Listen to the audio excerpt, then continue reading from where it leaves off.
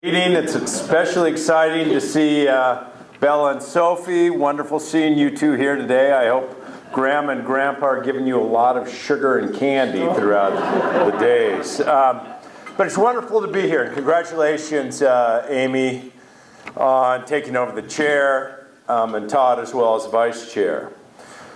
Going to talk about a good handful of different things, some that were suggested by Webb. To begin, and wonderful seeing so many legislators, some of which I haven't had many opportunities to see since you left Helena. And we are a good handful of months coming off of the legislative session where truly I think some good things were accomplished for the state of Montana. Things that'll bolster our economy, that'll improve job and wage growth, that'll strengthen public education, and ensure that there's a government that's cutting its waste, living within its means, and responsibly managing its budget. And I'll talk a little bit about the legislature, but before I get there, I want to take a quick step back, or maybe a step to the present, and look at kind of where we are right now, what's happening in our state, because it is a pretty exciting time in Montana. Unemployment rate's about 4.1%. That's a full percentage point below the national average. There are more Montanans working today than ever before in our state's history.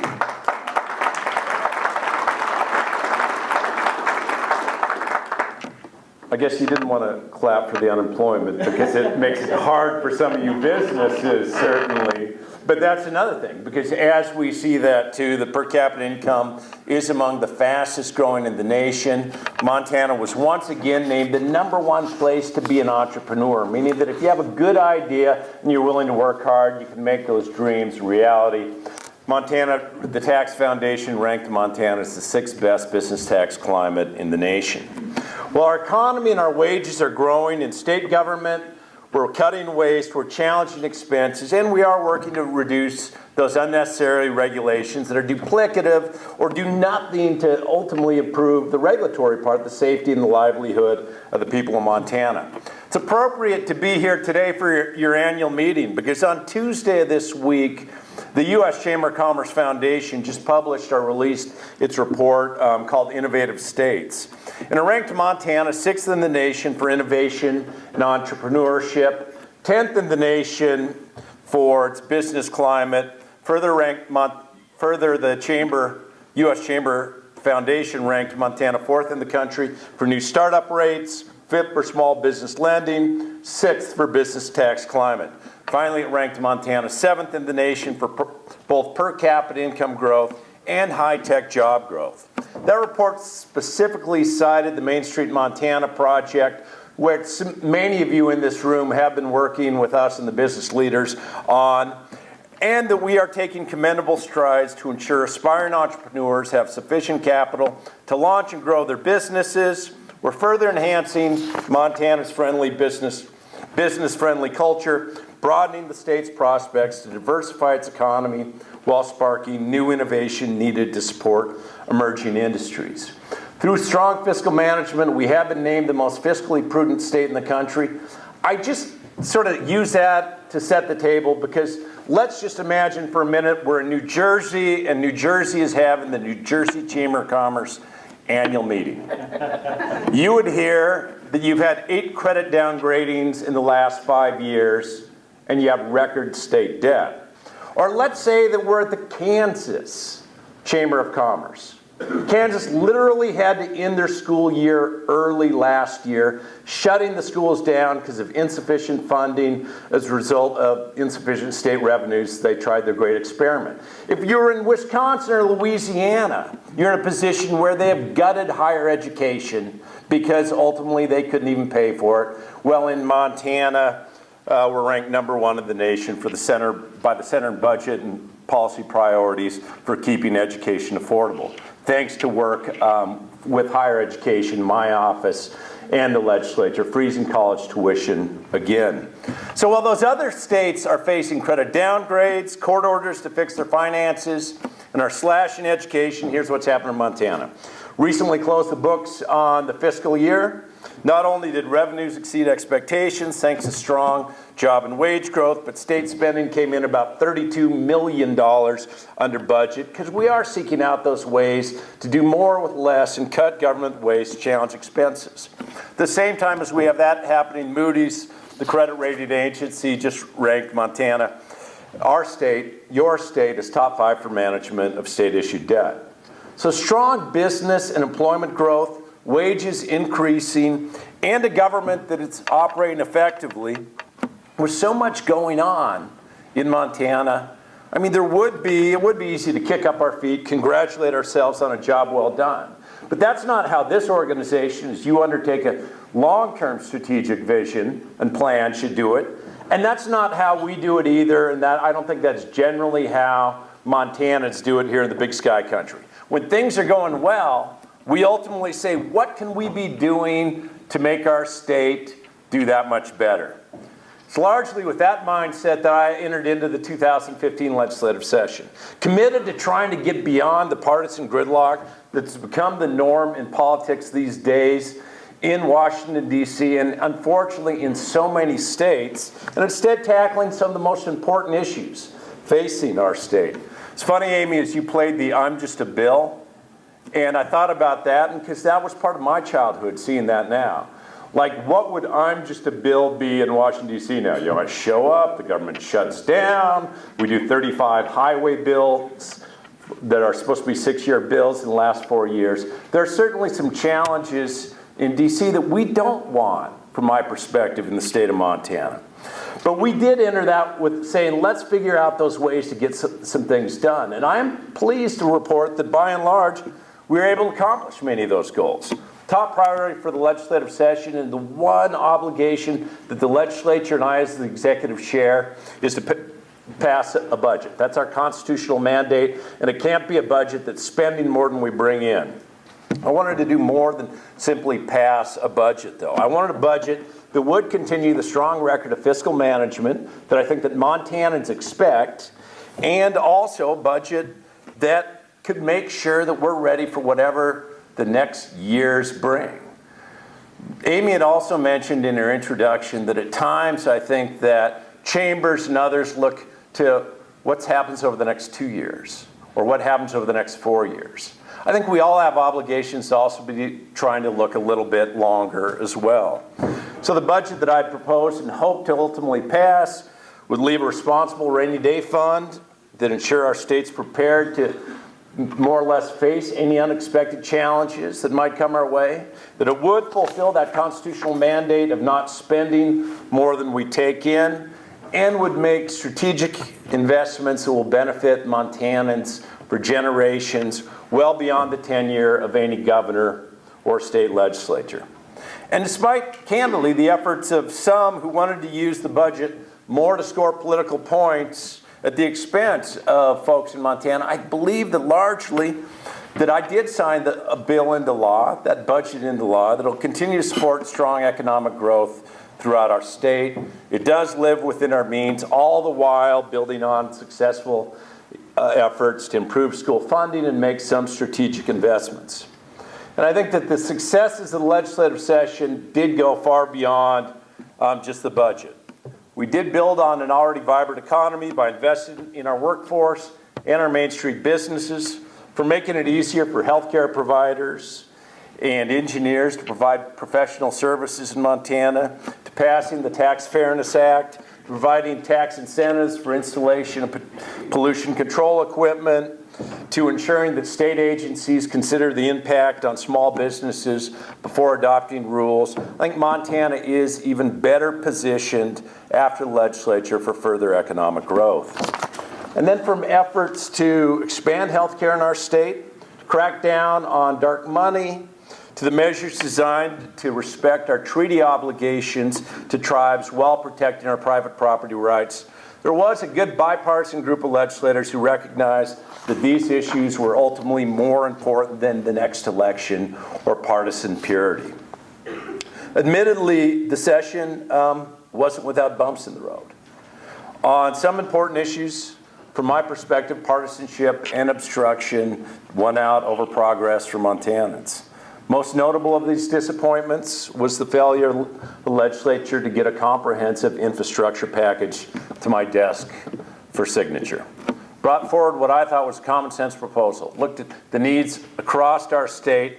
It's carried by Republican Representative Jeff Wellborn, and what it proposed is do what any business I think would ultimately do, using a mix of cash and bonds to make investments in infrastructure all across our state, infrastructure needs and investments that would be paid off over the life of the upgrade. It became pretty clear relatively early that some in the legislature didn't like my idea too much. So ultimately I worked with a bipartisan group of legislators who came up with a new proposal. This one is carried by Senator Brendan from Scobie, proposed to spend about less than half of what I proposed, but would still make a significant impact for our communities, especially those feeling the impacts of oil and gas development. Received nearly unanimous support in the Senate, 47-3. However, when it came to the House, the bill ultimately failed by one vote. On the last day of the session, the Speaker of the House explained the failure of this bill to get across the finish line, saying, when you've got as hard of feelings as you have in the Conservative caucus, that they feel like they lost everything, literally everything this session, they're in a position to stop it and feel like that they could walk out of here with a win. This isn't about what happens in Helena. The work that the Chamber is doing, presumably, it's not about what happens in Helena. It's what's happened in your businesses and main streets all across our state. It wasn't a win for Montana. It wasn't a win for the residents of eastern Montana. It wasn't a win for businesses that struggle to thrive with subpar infrastructure. And it wasn't a win for the Montanans who would have been put to work by these projects.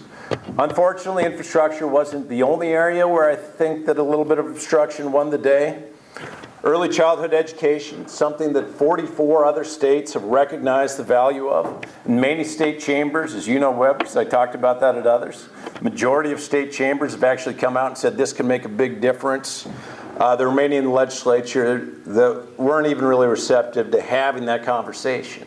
Notwithstanding the fact that we know that 90% of a child's brain is developed by the time they enter kindergarten. Notwithstanding the fact we know if you're not kindergarten ready, you're half as likely to be reading at third grade level. If you're not reading at grade level by third grade, 4 times more likely to drop out of high school. Notwithstanding the fact that we know this isn't just an investment in that individual child, it's actually an investment in the economic development for our state. I could take you to Montana State Prison, 85% of the inmates in there didn't graduate from high school. We went up the road here to the women's prison, it's about 80%. We know that we can do much, much better.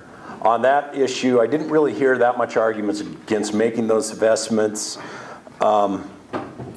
Maybe as we looked at it's led in so many states by Republicans that maybe in part it was because this was a significant priority of mine.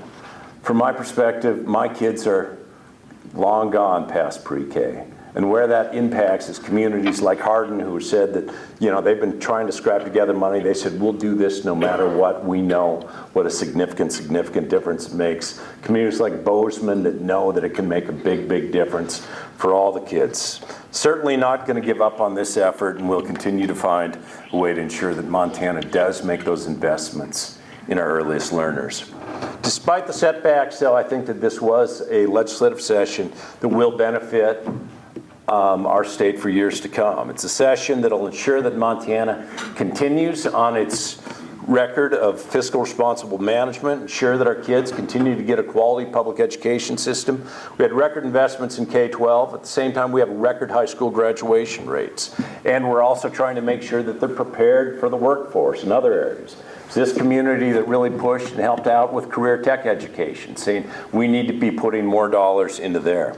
There's also a session that will ensure that businesses continue to have a state where they thrive no matter what their industry is. And with that session clearly in the rearview mirror, we are continuing to work collaboratively to build on our state's economic strength. Through innovative partnerships between businesses, educators, workforce development professionals, we're ensuring that our state will continue to have the workforce to fill many of those, the most in-demand careers in healthcare, welding, high tech. See, Dean Susan Wolf from Great Falls College, one of the many partners where we're working to make sure that it's not all about degrees. Sometimes it's just about the credentials that students need. We're making the most substantial investments in our state's history, and that was partnering with the legislature to support innovative research and development that will create jobs and help define what our state looks like. We have not been a state that has taken state dollars in the past, invested in research in our university system. Had the opportunity to do $15 million this time, and as those grants have gone out, it really is about what sort of things can be done by even next legislative session.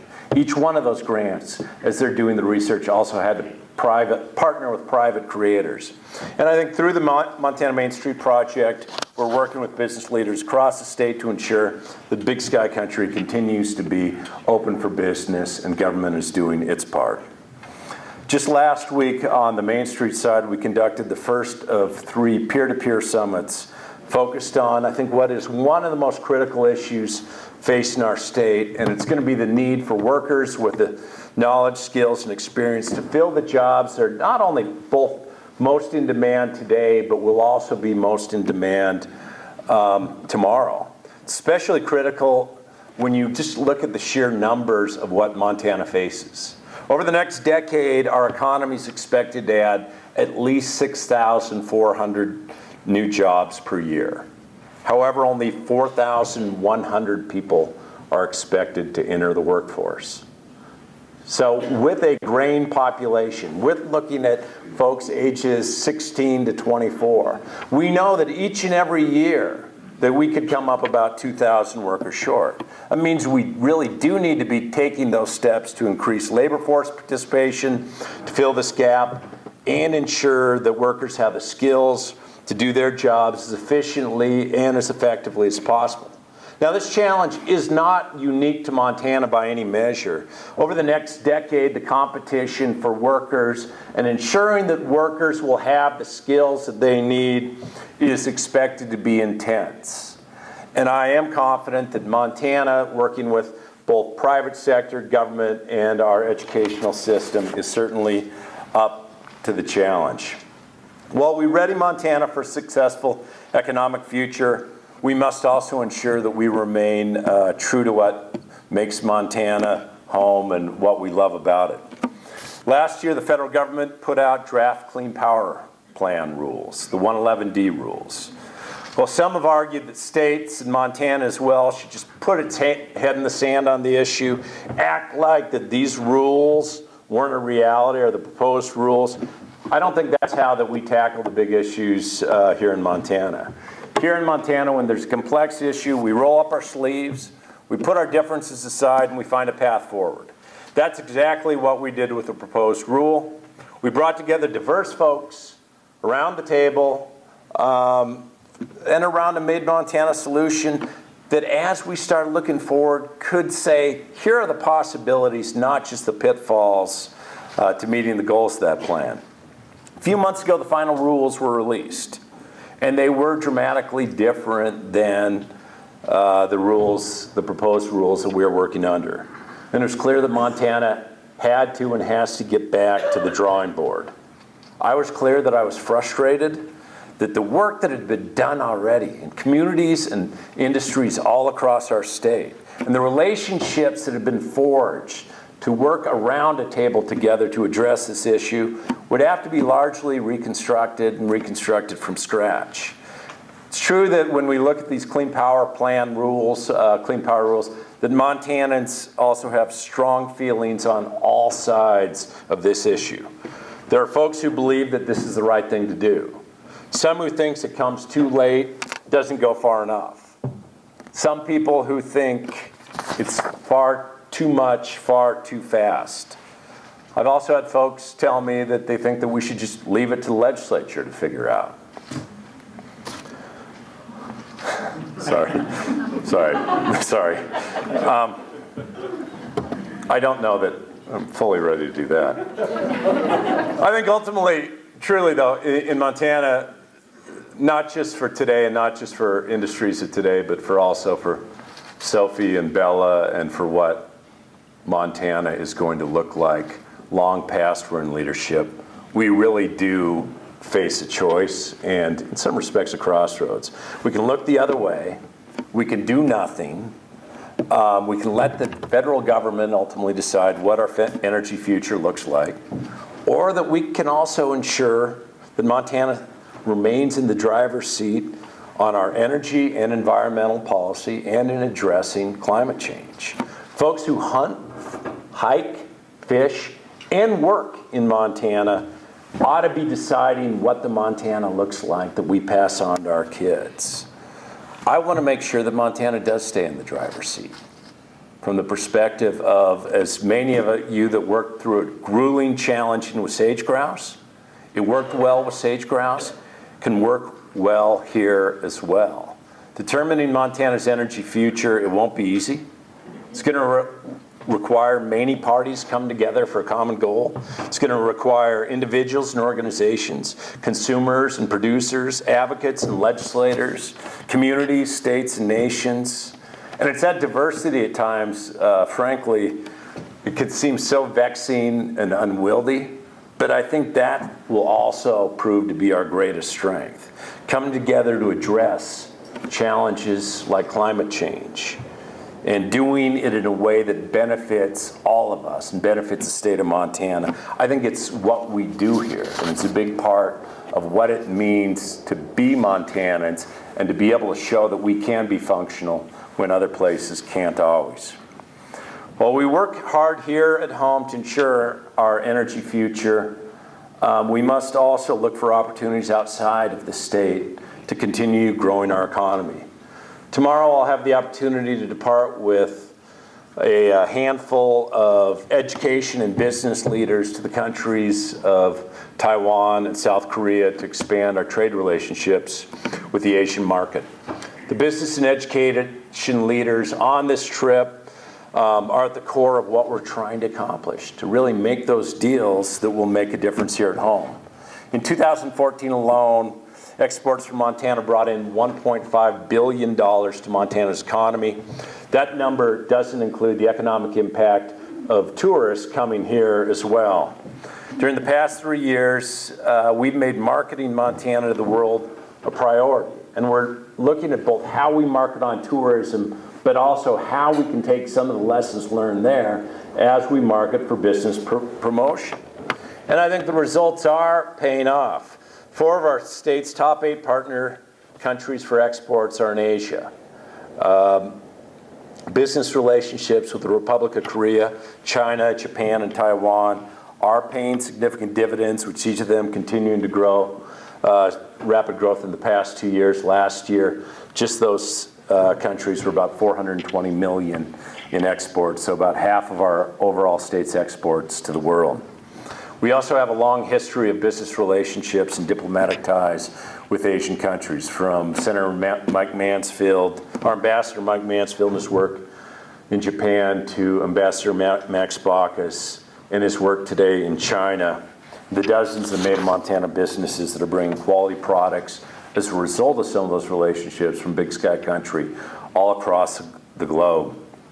It was with those opportunities in mind and with the Ambassador Baucus there that last year had the opportunity to lead a delegation of Montana businesses on a trade mission to China. And it was quite a diverse group, everybody from a rancher from Buffalo named Jim Peterson to a whiskey maker from Butte.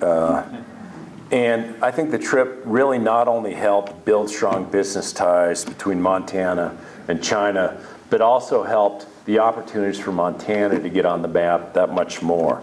Since that mission, Montana has hosted numerous inbound trade delegations from China, connected qualified Chinese companies with Montana businesses that are looking to grow and expand in the export markets. In August, so a couple months ago now, we were actually here in Billings. International Energy Conference took place in Billings because of a meeting that Ambassador Baucus and I had while we were over in China during that trip.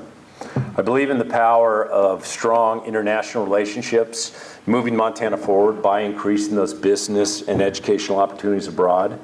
And we, as business leaders, need to continue to push for these opportunities, because there's so many market potentials there. We all collectively have to figure out better ways to get Montana on the map in those markets. And I'm certainly looking forward to strengthening our trade relations with these two countries over the next week. Closing, I think there's a lot to be excited about in Montana right now, from a government that's living within its means, businesses that are innovative, leading the nation, the ability to, when we stack ourselves up against so many other places, to recognize that the right things are happening in the right ways, workforce to compete on a global market.